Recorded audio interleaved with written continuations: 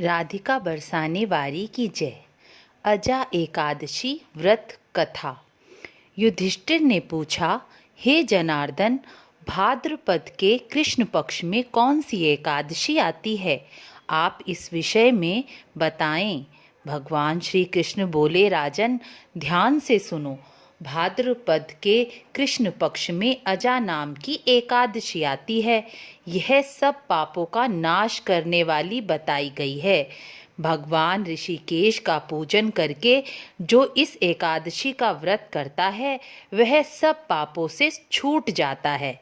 इस दिन भगवान श्री कृष्ण को पंचामृत से स्नान कराकर तुलसी दल निवेदन करने से अक्षय फल की प्राप्ति होती है। पूर्व काल में हरिश्चंद्र नाम के एक विख्यात चक्रवर्ती राजा हुए, जो समस्त भूमंडल के स्वामी और सत्य प्रतिज्ञ थे। एक समय किसी कर्म का फल भोग प्राप्त होने पर उन्हें राज्य भ्रष्ट होना पड़ा।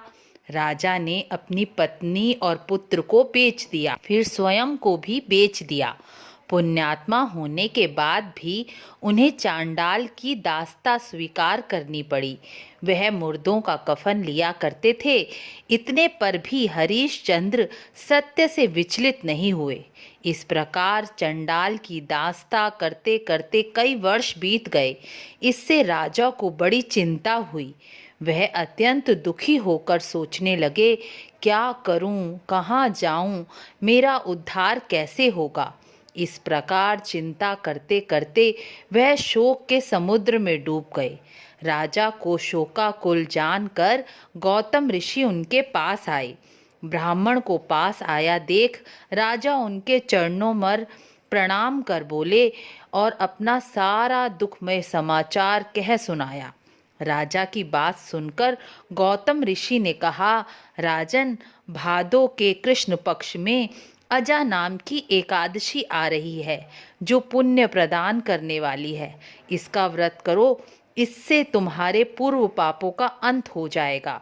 तुम्हारे भाग्य से आज से 7वें दिन एकादशी है। इस दिन एकादशी का उपवास कर रात्रि जागरण करना।